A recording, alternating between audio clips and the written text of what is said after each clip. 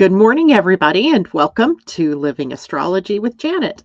It's time to grab your cup of coffee or your tea and sit back, relax while we chat about what is happening up in the stars above.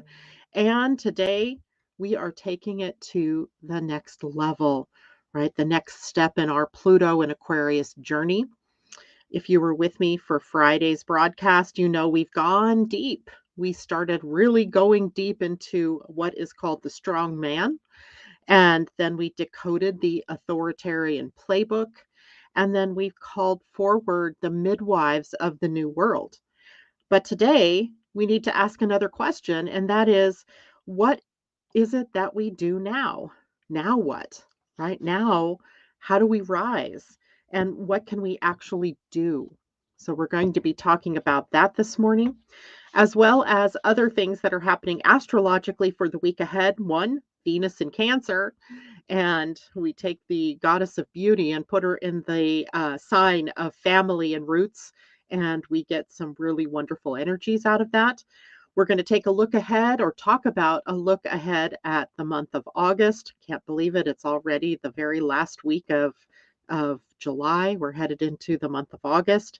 And then also this week, Mercury and the Sun meet in the sign of Leo while Mercury's in retrograde. So this is the inferior conjunction of the Sun and Mercury, also called Cazimi. And we'll talk about what that means. But first, how was your weekend, everybody? It goes so fast, right? It's like a blur. Like, what did we do? What was happening?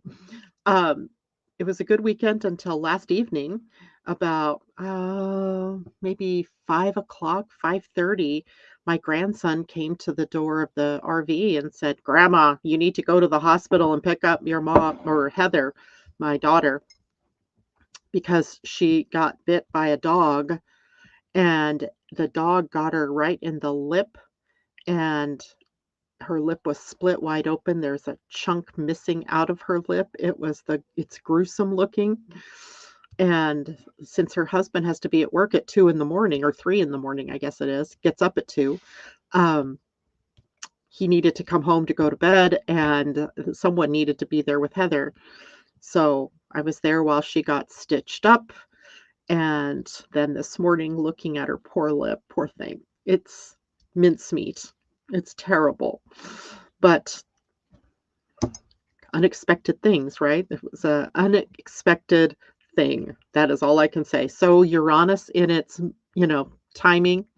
So Uranus in its delivery, as in she was playing with the dog and everything was fine. She fed the dog his favorite treat, and then he reached up and bit her in the lip. You can't even predict that, right? So it was one of those days. Thankfully, she is home and resting comfortably right now, uh, but still in quite a bit of pain, as you can imagine how sensitive the mouth is. Anyway, other than that, the weekend was a good one. So today we're going to be talking about the truth about power in the Pluto and Aquarius era. And, as I said in the opening this morning, on Friday, we walked through this whole idea of what is a strong man, because that has been a theme that repeats periodically through history. Even when we were attempting to create a democracy where all voices were seemingly equal, it ends up devolving into this, leader type person. And this is around the world, not just the USA, but this person that takes power and leads us toward authoritarianism and fascism. And then at the last minute, something happens that, well, the people happen, right? The people rise up and say, no more. And we go back to attempting to live out those democratic ideals. And then we talked about what the authoritarian playbook is. How is it that we get led down that road? And how is it that, we somehow get pulled into that drama? And then the next step was, how do we midwife the next era? How do we bring about this new world where we can again live up to our ideals, right? Because we always start with the ideals. That's what happened the last time Pluto was in Aquarius, right? The American Revolution, the French Revolution, these ideals that come up to the surface that, we profess to want to create. And then we set out to create them, but along the way, power corrupts. And if you've ever read the book Animal Farm, can't even remember who the author is of that, but Animal Farm, we had to read it when I was in, like, I don't know, 8th grade, 9th grade. Power corrupts, and absolute power corrupts absolutely. So we have this whole idea that, as human beings, we are moving through different phases of consciousness around power, right? It's always been about power. And it's funny because even in, say, like the Lord of the Rings trilogy, where, at the very opening, right there, the the woodland fairy, she's talking about Galadriel. She's talking about the rings of power, and 9 rings of power were given to the world of men. But men, they crave power, and here, that's what we see. So we've been taught, though, that power lives in palaces or in presidencies and platforms. But Pluto in Aquarius says power belongs to the people who show up, who speak the truth, and refuse to be programmed, right? That's where true power lies. So Pluto in Aquarius is a different kind of uprising. It's not about storming the Bastille or storming castles or, crusading through the heartlands. It's really about unplugging from the illusion that we are powerless, right? That we as humans, as people, are powerless. And Aquarius doesn't need a savior, right? We look often for saviors. And that's a part of this whole North Node in Virgo, North Node in Pisces, South Node in Virgo. That whole axis is about power in terms of needing a savior or a martyr. And as the North Node is always the direction we are moving, the movement towards spirit, to being coming inspirited, to seeing your sovereignty as a divine being, as a human on this planet, is what it is that we are learning about. And Aquarius not needing the savior means that it needs each of us as individuals to become activated modes in the network of truth, right? Each one of us, carrying some part of that truth. Each one of us claiming our power, not to give it away, right? Not to let it go. So the question isn't how do we take down the system? That's not the question. The question is how do we build the frequency of what comes next? How do we build the frequency of what it is that the world that we desire, right? The way that we want the world to look for us. And then one of the questions that often comes up, I mean, I ask the same question about what influence do I have? Like, and all of you, I bet, sometimes might feel sort of um, like you have no power really to change anything that's going on. And it's real easy to feel small in the face of what it is that we're up against. But let's name what real influence looks like in this era of Pluto in Aquarius. You choosing not to repost rage bait headlines. And we know what those are, right? I see them on Facebook all the time, and I hate Facebook, but I'm rarely on Facebook to be truthful, but it seems like there it is, right? Somebody spewing something at us. And then people easily can share that, right? We don't even know if it's true, truly, right? You asking deeper questions in your family and your community. Why is this true? Why are we behaving this way? What if we tried something different? Is it true that XYZ is the cause of all of our problems? And it looks like you creating a space for others to awaken, even if it's just one person at a time, right? Just one person at a time. Every aligned individual becomes a vibrational disruptor, right, to the old system when you choose, right?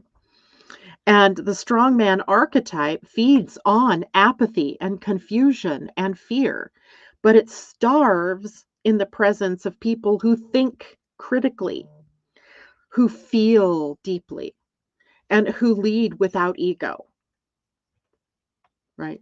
These are the things, the tools, the influence that you have. And the Pluto in Aquarius toolkit then is going to answer the question, how do we rise, right? How we rise. And you don't need a mic, right? You don't need a mic. You don't need a movement. You need alignment and action. So I'm going to give you a list of some things that you can do to facilitate change, right? Positive change, not just change for the sake of change, but positive change. One, tell the truth, even quietly, right? You don't have to be loud and obnoxious about it. Just tell the truth quietly. Truth creates ripple effects. And even when it's whispered, it breaks the spell that some people are under. And you also have to sort of step back and not have expectations that just because you're speaking the truth that everybody's going to believe you, right? Because some people are so inured in their belief system that they can't hear you, and that's got to be okay, right? But there will be people that when you speak that truth, even quietly, they'll wake up and they'll go, maybe I've got this wrong. Maybe there is something more to this picture, right? Build networks, not hierarchies. We're coming into this era of collaboration, but not kingship. And, if we start circles or we join a group and we share our work with those who value it, that's kind of creating that Aquarian grassroots movement, right? The coming together of groups of like mind and then joining the different groups of like mind to become a bigger community, a bigger group, right? Um, Make sure you curate your own digital landscape. Be discerning. What you consume in terms of programming is really, something that you have to be in resonance with. If you're consuming all the time the fire and the frustration, a group sort of mob mind can be created. We've all seen it happen, right? We saw the January 6th insurrection in the USA, and these were ordinary people with ordinary lives that got, lathered up into some sort of, fight. And then people started doing things they would never, ever have thought they would do. That's mob mentality, herd mentality. So if we want to have a herd mentality or a mob mentality, let's create a mob of peace, a mob of love, right? That will ripple out and affect people as opposed to something that you're against. It's like I always say that, when I'm looking at who to vote for, let's say, I always try to look for what those people stand for, not what they stand against. I mean, by contrast, of course, if you're for something, then it almost stands to reason that you're against another thing or the opposite of that thing. Um, but we want to go with the positive. So what is it we stand for, right? Without having to name the ugly side, we just say we stand for love. We stand for prosperity. We stand for inclusivity. We stand for tolerance and acceptance, right? Those are the things we stand for. And then prevent yourself, if possible, from consuming the news that is all about the rage factors, right? Because one of the ways that we are going to be able to flip this paradigm that we're in is by focusing on what we want as opposed to what we don't want. right? I'm not saying be naive, and I'm not saying ignore what's going on in the ugly side of this universe, but I am saying if you see it, you go, okay, that is not my choice. I want this. I choose this, right? I choose peace. I choose to be tolerant and acceptant, right? I don't need to look at that and go, okay, that's me. I don't need to be that. And unplug from the spectacle, right? Not everything deserves your energy. Some events are designed to drain you, to distract you, to disrupt you. And we can't, if we focus on those things become more in our, front of our mind and detract from the things that we wanted to do, right? The good things that we wanted to stand for. Channel those emotions that you're feeling into contribution. Create, share, speak, write, vote, guide. Movement alchemizes despair, right? Sitting back and despairing, oh, woe is me. This world is never going to get better. It's so dark. I don't want to be here. Alchemize that emotion and do something good with it, right? Reach out to people. um, Go to a homeless shelter and see if there's some role that you can fulfill. Do something, right?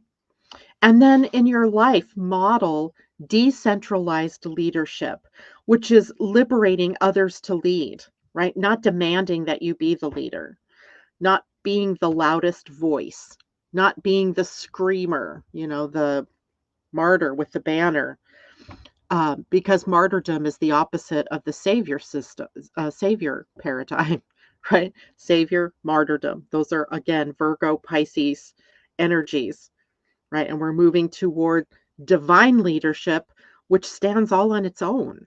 It doesn't need to be the martyr. It doesn't need to be seen to be valued for its contribution, right? So this is our time. We were born for this. We wouldn't be here on this planet right now if we weren't here for this. And we're not here to fix the past, but to build the future. And we're not here to lead alone. You are not alone, but we're here to become a part of a network or of awakened souls and reclaiming our collective power, our collective power. So if you're wondering, are you doing enough or can you really make a difference? The answer is yes, but not by going backward, only by going forward. We can't go backward to get better. We can look backward and see, from the distance what our mistakes have been or what worked, what didn't work, what is worth and valuable for us to go forward with, and what is something that we should leave in the past, right? That's different than make America great again, right? That is different, right? We don't have to go backward. We're going forward. So, in closing this section of our show this morning, we are no longer waiting for permission, right? The black moon Lilith in your chart gives you permission, wherever she is, right? We're no longer bowing to collapsing empires or to or building empires either, for that matter. We're rising people by people, word by word, frequency by frequency, right? Let the strong man fall. Let that old paradigm of the leader fall. Let the collective rise, right? Let the voices of the people be heard, and let your soul lead the way. Your soul knows the way. Your soul knows what it is that you came here to do, what your part in this play is, right? All right. Getting off my soapbox. Questions. Let's say good morning to people that were showing up here this morning. Good morning, Julie. I saw you out there. And Kiki Law, good morning. Joan, good morning. Christine, good morning. I hope she heals quickly too, Christine, because oh my goodness. It's her anniversary this week. They're going on a trip. So here she's going to have this fat lip that looks like someone punched her one. Oh my goodness. Good morning, Tamra and Jana. Good to have you with us this morning. And George Orwell. Okay, Animal Farm, possibly. I mean, it was like a must read in school. He wrote 1984, which that also resonates now too, as well. Yep, yep, yep, yep. And tell that to Peter Thiel and his Palantir Big Brother company. Yep, we can tell them all we like, but they won't listen, right? And let me bring up a good point here because you almost have to have the people like that out there to create this scrutiny, to create this interference so that the rest of us can choose change, right? It's like when, if you want change from a physics standpoint, you have to inject heat into a system. You have to inject some kind of energy into the system to create change. So, for example, when we want to have an ice cube, we have to create some kind of resistance in the water molecules in order to create that change of state from water to ice. So we put them in the freezer. We put the water in the freezer, slowing down those molecules so that they turn into ice. By the same token, when we want that ice to melt, we have to inject heat, right? So we inject heat. That causes those molecules to get excited and they form water again, right? The ice melts into water. And if we need steam or we need vapor, water vapor, then we have more heat injected into that water, creating those molecules to speed up even faster. And then we have a change of state and we get steam and we could put steam to work. So my point is we need to have those people that we're bumping up against or those situations or those issues that we're bumping up against in order to gain enough momentum to change state, right? Now, that doesn't mean that we participate in that thing that we're trying to change. We participate in the way that we want to see that change happen or the way that we want to see the world in this case. How do we want to see the world? We want to see it with peace. We want to see it with people prospering. We want to see it where we get along. We want to see it where we're not, bashing people. So if we want to see that, then that's what we need to focus on, not focusing on that other part, right? That part is doing its job. It's creating this resistance, right? So that we can undergo the change of state. It's physical law. It's spiritual law, right? All right. Good morning, J-Lo. Good to have you with us. Listening at 2 speed again. I'm going to become an expert on 2x. I wonder what I sound like in 2x. Asa, good morning to you. TD Hawk says a good example of positive mob mentality was the 1969 Woodstock Music Art Festival. And then, of course, the 1999 98, 99 version was the exact opposite of that, right? How not to reenact the 1969 Woodstock Festival. Tribes of Peace. I love it, Christine. Exactly. And I heard something like that. Marianne Williamson, I follow her. I don't know if you guys know who she is. She's written a ton of books. She's very active in the Course in Miracles community. And, if you want a good spiritual practice to follow, A Course in Miracles is excellent, right? It gets right to the heart of things. But she always talked about creating a Department of Peace. And, like we have a defense department, we have a war department, or, all of these, more negative connotative sort of departments in our government, but no one's ever created a Department of Peace. What would the world look like if every country had a Department of Peace whose sole purpose was to create peace? Right? We have a State Department that does the negotiations and things like that, but is it they're negotiating the best deal for that country or for, their own purposes, not necessarily to negotiate peace, right? and you just have to look at pictures of those children that are starving in Gaza to understand what war's problem is, right? It devalues just basic humanity. A Department of Peace or a tribe of peace would look at things differently, would create differently from a different space, right? From a different place. Teddy, good morning to you. I love the love over your left shoulder and oh yeah. Look at that. My favorite pillows, sunflowers and love and the color red. Three of my favorite things right there. Jana, love or good soapbox message. Thank you very much. Kiki, believing in Aquarius is the only thing getting me through these times. Yes, and diamonds are created that way too, Christine says. Absolutely, right? Under pressure and heat under pressure, carbon, heated and under pressure creates a diamond. It's beautiful. Natasha, good morning. It's great to see you out there this morning. Miss Stell, good morning to you. Terry, good morning to you. Christine, I always love your soapbox words of wisdom. This is so funny, y'all. I was so worried about, well, I wasn't really terribly worried because I feel like I can't be worried about what I say anymore because, what, if you're listening, you can stay listening. If you don't like what I say, you don't have to listen. But I was absolutely floored by how many people commented on YouTube anyway, on Friday's video. And it inspired me, right? It was really inspiring to see that I am not alone and I knew I wasn't alone, obviously. There are millions of people out there thinking the same way. But there's always, the fear, I suppose, that, you're going to offend somebody and they're not going to want to talk to you anymore, or, you're going to lose friendships because that's what's happened, right?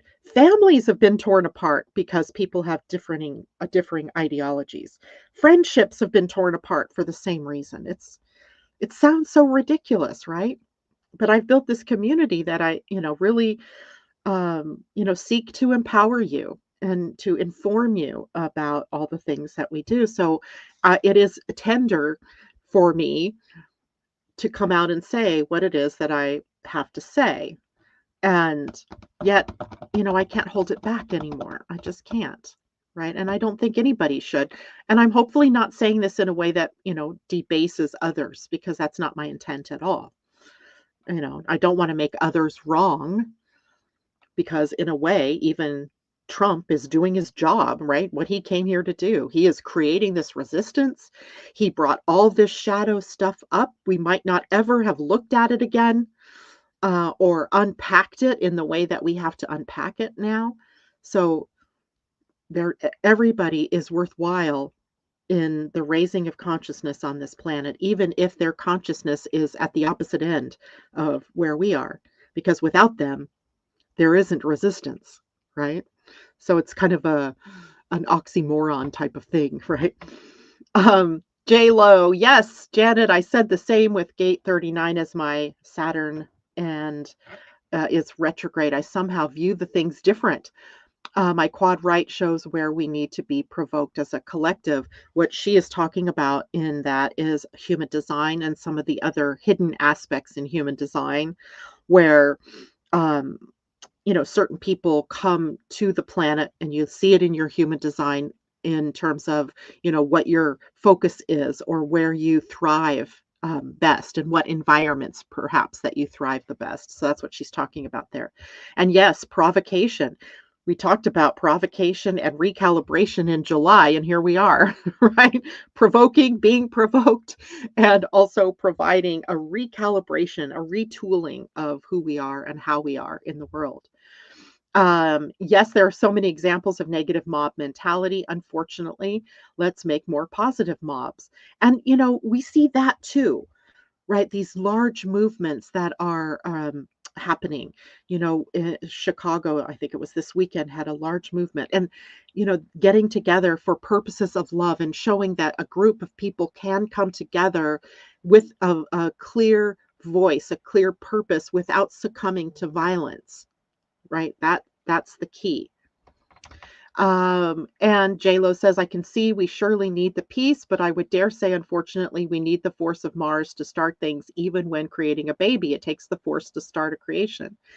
That's, yeah, exactly my point. That's why I say, those people that seem to be counter to peace, love, joy are actually necessary in order for us to be able to see the benefits, to see that we want love and joy, right?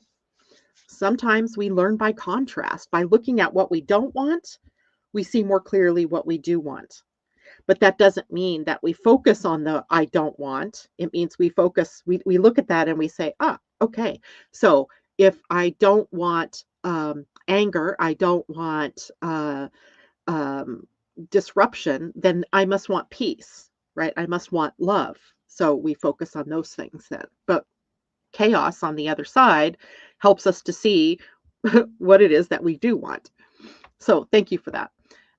Being wired for the positive while the chaos happens around us. Indeed, indeed. And thank you for that, Christine. And Sharon K, good morning to you as well. Um, and Christine is saying, I've always been very diplomatic and only kind. That that's basically a good thing, but sometimes I need to stir the pot a bit, right? I can be diplomatic in stirring the pot, and that's been what I've hoped to do. Stir the pot, but without pissing too many people off. But if you get pissed off over what I'm saying, then that's not me, that's you, right? Just like if I'm mad over what you say or what you do, that's me, not you, right? So we all have to be responsible. We all have to police our own feelings and our own reactions and all of that. That's another big lesson that we've been learning with the influx of Aries energy was about being sovereign. And being sovereign isn't just being bullheaded and going your own way and doing whatever it is that you want. That's not what sovereignty is about. Sovereignty is about knowing what it is that you want to do, standing up for yourself and being independent, but that also means you're responsible for everything that you say, that you do, that you think, how you treat others, on and on, right? Being responsible is a part of that sovereignty. It's not just, go out and make it happen, be a maverick and, tear up the ground and I can do anything I want because I'm sovereign. That's not quite the attitude that's meant to bring, although that is one of the more negatives that come up initially, at least when you have this influx of the very youthful Aryan Martian energy, right? Martian as in Mars, not from the planet Mars. All right. So helping us this week on our journey to peace, love, joy, and prosperity for all, tolerance and acceptance, is Venus moving into Cancer. And that'll be on July 30th, so on Wednesday. And when Venus enters Cancer, love turns inward and it turns toward home and family and emotional security, right? All of the things that make us feel like we belong, like we are loved. And she is the goddess of connection, right? The goddess of connection, another word for that is relationship. So she rules relationships and connections. And she's moving into the waters of the heart of Cancer, and she amplifies Cancerian themes like tenderness, nostalgia, and the desire to care for and be cared by others, right? Especially those that we hold dear. Cancer is that very loving, familial sign. And there are high expressions and low expressions of Venus while she's moving through Cancer.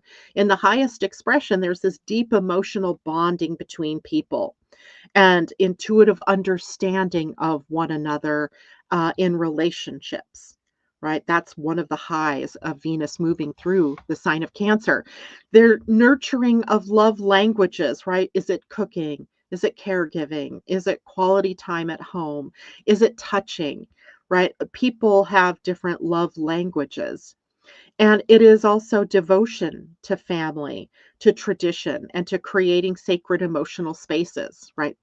Creating that safe harbor, that place where you come home and you're like, I'm at home, right? Now, there are low expressions to Venus as she's moving through the sign of Cancer as well. For one thing, an over attachment um, to sentiment, to emotion, and that can turn into emotional manipulation, right? Emotional uh, hijacking, if you will. And there are smothering behaviors, right? Cancer in the lower expression can be mothering and sometimes passive aggression in moods, right? Rather than saying, you've hurt my feelings or my feelings have been hurt by the things that you said, then instead of, being honest in how it impacted me and how I'm taking responsibility for my own feelings, it becomes passive aggressive and I strike out at you instead, or I withhold love from you instead. I become very defensive, right? I stop talking to you. I put up the wall. I put on that crab suit, right? The hard shell. There's also a lot of fear of rejection in the sign of Cancer in the low extreme. There's abandonment issues here, right? Leading to the emotional withdrawal and to shell building, right? Adding another layer around my heart that keeps me protected from all of those feelings, from being hurt in love, from feeling like I don't belong, from not receiving nurturing and love in my childhood, kind of thing. So the lower expression is also possible. Even if you're expressing the higher, right? We may still be grappling with the inner over attachment to emotional sort of manipulation or the smothering behaviors. We get to look at all of that. We're provoked to recalibrate during Cancer, right? We've had the sun move through Cancer, Mercury moved through Cancer, Jupiter is in Cancer, and now Venus is in Cancer, or will be on Wednesday.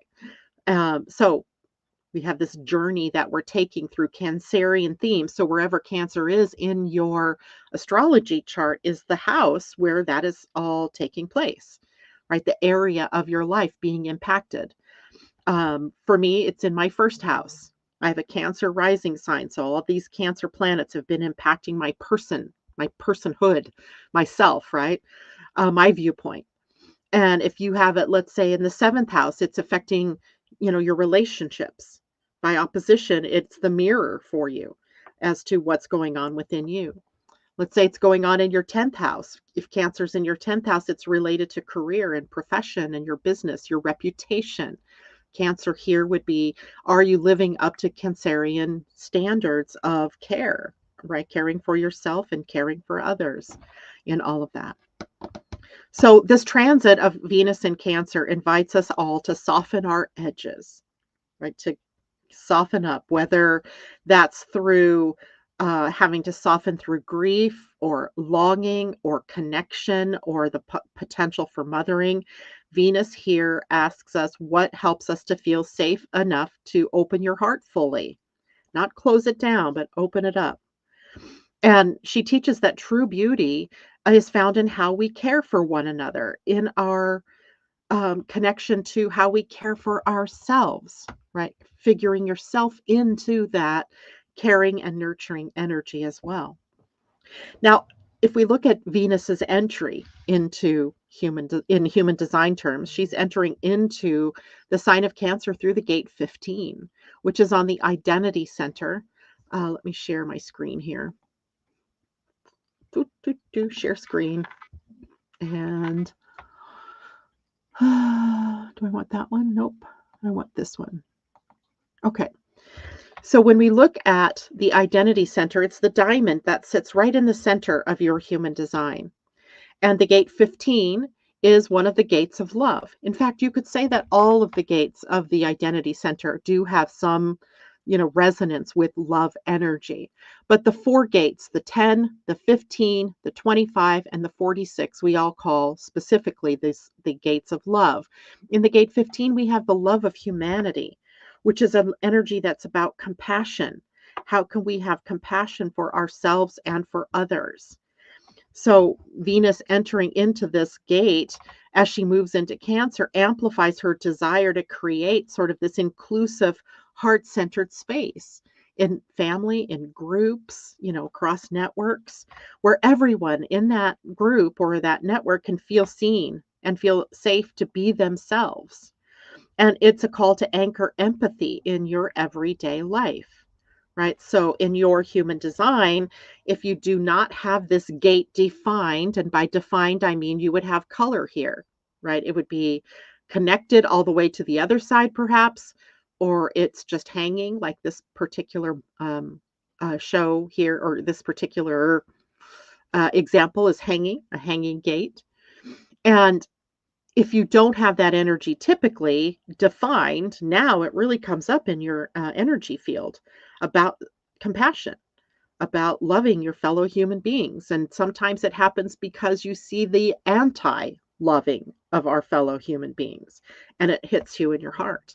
And maybe it stimulates you to do something about it, right? To do something compassionate and loving for the people around you. If you have this gate already defined, meaning it has color, somehow colored in, whether again it connects all the way across or not, then look to what planet you have that sits at that gate, because now Venus is adding her energy to that planet. And, she's not going to sit there but for a couple of days, right? Because she's moving on through the other gates of Cancer. But at least in this beginning, she's going to trigger that, how can I be more loving to others? How can I be more loving to myself? Because if you can't be more loving to yourself, how can you be more loving to others, right? It's one of those conundrums that happen in human design. So empathy, compassion, love of humanity is the energy that Venus enters into. Actually, any planet enters into Cancer through the gate 15. So through this gate of the love of humanity, or this love or compassion, compassionate love. So that's our human design note. And then, of course, she'll move on to other gates, but leaves us with the feeling that bonding and merging and caring is all a fact of compassion. It comes from our natural being compassionate, right? All right. I'll come back to this here in just a minute too, because now I want to go on to the other thing that's happening this week. On Wednesday, this is an astrological thing, but not in the sky. It's right here on the planet. On Wednesday, Tam and I will get together for our monthly chat about what the energies are for the next month. And on Wednesday, we'll be taking up the month of August. And uh, it's really fascinating for me as an astrologer to listen to other astrologers and their take on what's happening in the month. Like if I have, a couple of people that I trust, that, whose words I believe, right? Or I think, have merit. And even they were talking about how horrible the month of July was going to be. But I found July to be, while kind of triggering in some respects, right? For a lot of people and a lot of, interesting things happening out there in the world.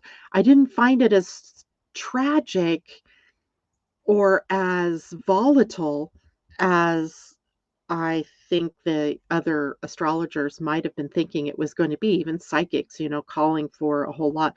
That's not to say there weren't things, right? The floods in Texas and the whole Epstein thing, and there's different things that are going on. Now, in August, they're kind of saying the same thing. Like, circle August 9th on your calendars, because that's presumably some kind of big day in the whole astrological month. So we'll be taking that up, Tam and I, taking a look at all of that. What is it that is pointing people at that kind of, I'm going to call it a doomsday scenario? Um, while I don't subscribe to doomsday scenarios, the idea of it being something very catalyzing, something that really creates change. It's always possible, right? There's on any given day, right? So uh, tune in Wednesday morning, 8 a.m., right here, same thing, StreamYard, for Tam and I to break down the month of August. And let you know all the things that are happening. Now, also this week, Thursday, Mercury and the Sun come together for their conjunction. This is the inferior conjunction. That means that Mercury is in between the Sun and the Earth. The superior conjunction happens when Mercury's on the far side of the Sun. So it goes Earth, Sun, Mercury. But now it's going to be going Earth, Mercury, Sun. And that is called Cazimi, when Mercury and the Sun, or any planet and the Sun, come into a conjunction. And for us, it always happens in a Mercury retrograde. And that Mercury in retrograde is, or that Cazimi is marking the halfway point of the Mercury retrograde cycle. So the halfway point then means that it's really time for us to connect with what is the meaning of this Mercury retrograde for us, all right, as individuals. So this inferior conjunction is occurring at 9 degrees of Leo. So looking at your astrology chart, where is Leo? What house is Leo in? And it will be occurring in the gate 33 in your human design, which is called the gate of retreat. It's also called the gate of retelling in quantum human design. So what does all that mean, right? So the inferior conjunction marks the heart of the Mercury retrograde. And it's the cycle, right? The Mercury is in this everlasting cycle. In fact, all the planets are. You live in a cycle, right? Your body goes through cycles, and every 7 years or so, there's a whole new you, right? All of the cells have died and new cells have replaced it, right? So we are familiar with these ideas of cycles. And the Cazimi moment happens when Mercury passes between the Earth and the Sun, and it's like a new moon for the mind, right? Mercury rules the mind. And it's a moment for each of us to pause and to receive insight and reset our inner dialogues that have everything to do with Leo themes, right? Self expression, leadership, loyalty, honor, all of these types of things. And Mercury began its retrograde about July 18th, it was at 15 Leo. And this Cazimi then offers a turning point. It's the turning point of the cycle where the deeper purpose of the Mercury retrograde begins to really surface for us, bringing revelations, inviting us to deeper reflection and to take a fresh new perspective at what's going on, right? And some people out there, I know, because I've heard from you that you've had this really many different things happening to you during this period of time. It's been difficult, right? And Mercury always invites us to sit down and reflect, right? Especially in the retrograde, right? What's going on up here? What are we talking about? How are we speaking to ourselves internally? And it's the invitation now at the halfway point to really take that in mind and to, reflect on what Leo energies are bringing to you at this point. It's the courage to reflect. And Leo wants to speak and perform in some respects and be seen, right? But in the gate 33, it brings a surprising twist to Leo energy, and that is this is the gate of retreat, which urges us to step back, to digest before moving forward. Right? This conjunction is not about loud declarations of this is who I am and this is what I'm going to be and my mind has changed and da da da. It's about gathering wisdom from the experiences that you've had. What have you learned? And you might also, be thinking about what you've learned from others' experiences during Mercury retrograde. Maybe you find yourself drawn inward, kind of reviewing past events and conversations or your decisions with new eyes, right? And I'm going to switch back to my screen again so we can see the human design gate and talk about then the gate 33. All right, the gate 33 is up here on the throat center, and it speaks only when it's ready to speak, right? That's the gift in the throat center. Once you get the throat center right, correctly, it speaks only when it's ready, only when the group is ready. And the gate 33 is the gate of remembering, the gate of storytelling, but I'm going to say it's really more about story keeping. And it's also a gate of reflection. Um, and it happens to, be in the line two, which the lines kind of give us a little more definition about how that gate is going to play out, the tone, if you will. And the tone is of natural retreat. This isn't me just saying, I'm gone, I'm going away. It's just naturally, moving inward, withdrawing for introspection. You kind of instinctively know when to pull back and observe. Maybe you feel a desire to withdraw temporarily to gain clarity before you take that next step or before you re engage with others in your community. So during this conjunction of Mercury and the Sun, memory and insight emerge from reflection, from the quiet, right? From the space inside. And maybe you'll receive a message about your story, what to keep, what to throw out, what's ready to be shared with others. What is the story? And this is a powerful time for you for journaling, revising past communications, or even the communication, the word self-talk that you engage in. Are you bashing yourself or are you uplifting yourself? Prepare to teach what you've lived. In a way, we call this gate sometimes the historian, right? Because the historian here shares the experiences of humanity. And the experiences of humanity come from a bit of reflection, of looking backward. And then, unlike the gate 56, where the sun was not long ago, the 56 tells the story in a teaching way, right? Shares the experiences through teaching.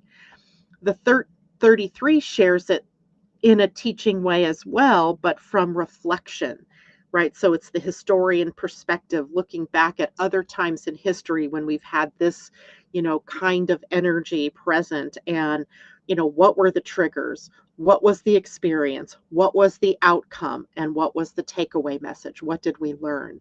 So the 33 sometimes plays a bit of the historian. And to make this more personal, then, being able to look back at your recent past, or being able to look back at further times in your life, depending on your age and, the amount of willingness that you have to look backward to reflect.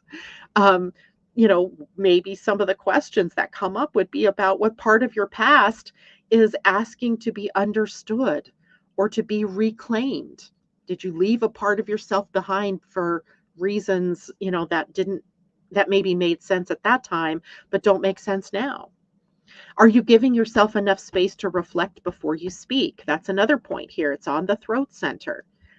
So before you say what needs to be said, is it the right timing? Are these the right people to speak to about it? And have you done enough reflection to know what it is that you want to speak? And then what story are you carrying? And how has it shaped you? Right? Even if the story is dramatic or traumatic, it shaped you in some way. And there's value in that. There's value in that experience. There's value in sharing with others, this happened to me. And this is, it was terrible, or it was super good. And this is how we handled that. And this was the outcome. And this is what I learned, right? Reflection is the gate 33, which is an interesting Leo energy. Now, in your own chart, of course, take a look at your human design throat center. Is it defined? Is it colored in like I've colored this one in, even though it's not connected up to anything else? If your throat is defined, is it defined because of a connection that the 33 is making to the 13, which is another gate of narrative and sharing of the story? The 33 kind of invites us to retell the story, right, in more positive light, or in a teaching sort of way, like this is the takeaway, this is what we learned. If you have the gate 33 defined, again, take a look at the planet that sits there by birth, or planets. Sometimes there's multiple sitting there. And now adding Mercury and the sun to this gate, what does that mean for you? Right? How is this going to show up for you? How does that add to whatever the planets are there? Like, for example, if you had Pluto sitting at the gate 33, which, if you're older, indeed, you might have the gate 33 there.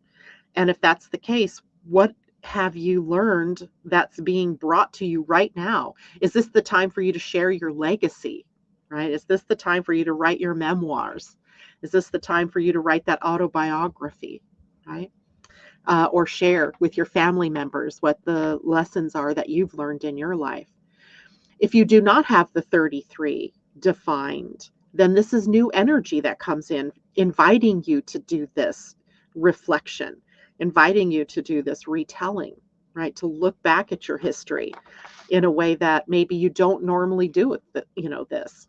So it's a very interesting energy. And to have the sun there, of course, also for the week brings more energy to this concept of reflection and, withdrawing a bit, slowing down before you speak so that you have your thoughts gathered, right? So that you're, saying things that, make sense, that are the true thoughts that you have, and not kind of half thoughts, right? Those things you want to avoid. All right. Good morning, Jasmine. It's great to see you out there. Sun at TD Hawk has the sun at 33. This is your story, right? And okay, Tamara, I believe you're a singer, right? You sing your story. The story can be sung, right? It doesn't have to be told in words that we say or stories that we tell. Music is a way to tell the story as well. Art is another way, right? Through drawings and paintings and the way that we, share color and shapes. Those are telling stories as well. Yeah. Christine, undefined throat, 33.1, Pluto, Virgo, hanging half red and black from 33 mind, and 33.4 Virgo, Pluto design.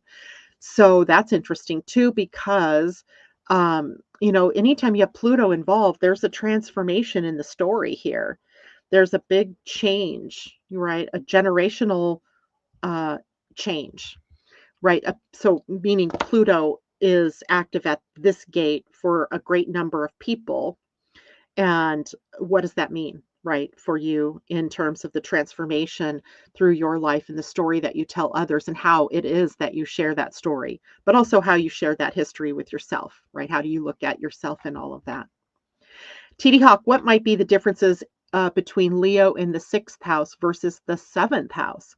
Well, Leo in the sixth house is going to be directed toward work and service and health and healing and well-being. That's what that sixth house is all about. So it would really have you taking a look at the routines and the habits that you are engaged in, and perhaps the reflection then, if for a sixth house energy of Leo, would be for you to redevelop healthy habits, right? And work environments, but also, your path of service is what the sixth house often shows each one of us, no matter what signs there and what planets are there. This is your gift that you're here to share, right? Your path of service. And have you engaged that, right? Or are you sitting back, not saying what needs to be said, or holding back parts of yourself? Or are you giving freely of yourself, right? So there. Now in the seventh house, that puts it squarely in the relationship realm. So this is where your business partnerships are, where your marriage or your significant other relationships are, where your relationships to enemies are. Who are your perceived enemies, right? The enemies that you know.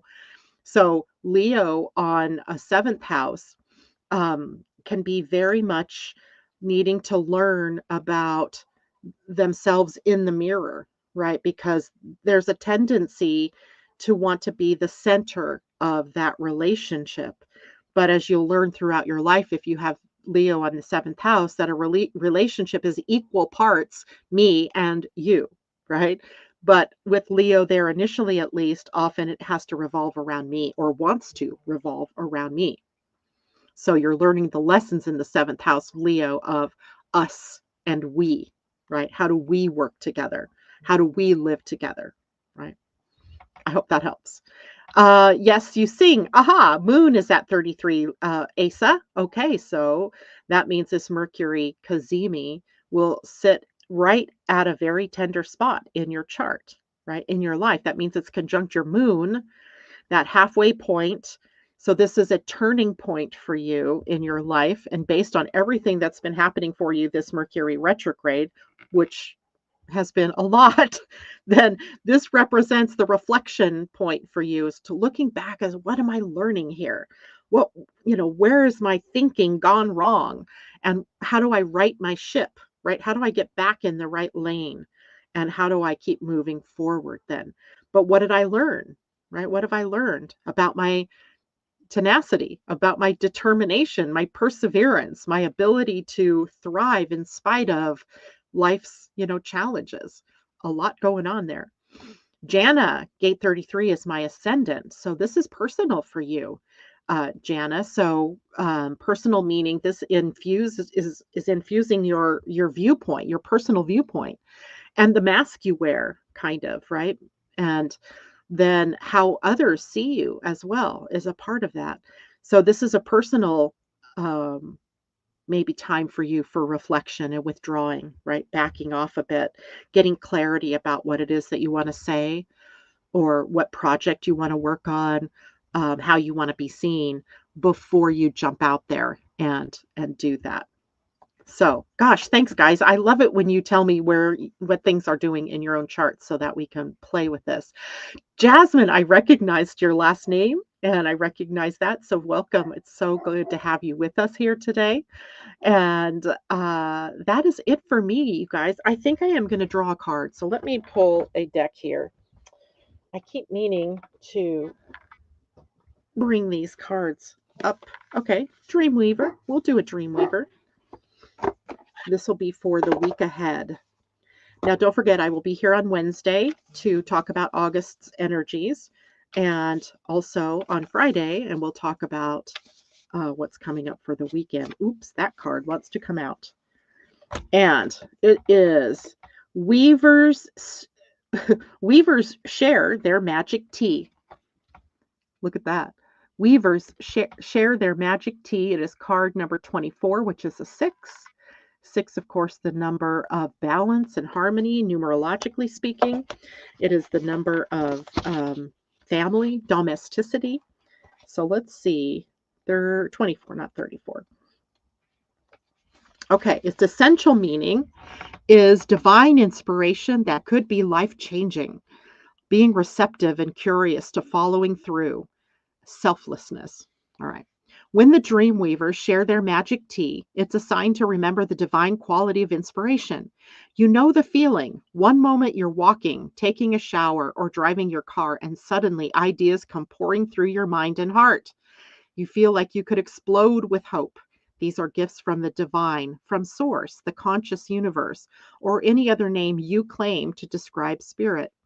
These gifts come unbidden and may answer a query you forgot you even asked. Inspiration is a feeling sense and comes with its own intelligence and logic. It's as if you've been staring at a complicated series of locks that have kept you away from the next manifestation of a destiny you've always known but just couldn't get to. Suddenly, all the locks just begin turning. Pins click into place and the door swings open to let the light shine in. And it, now you have the inspiration in all its technicolor glory. Did you think the dream weavers would keep their magic tea all to themselves? You just need to stay receptive and follow through on your curiosity. Then watch the magic arise to greet you. Inspiration wants to give you a gift. Let it. And sometimes that inspiration, as the gate 33 would tell it, has to come from time away to reflect, right? To withdraw, to kind of build your energy once more. All right, there we go. Weavers share their magic tea. Thank you all so much for being with me this morning. Sending you all hugs and love. Take care of yourself. I will see you on Wednesday. Thank you. Bye for now.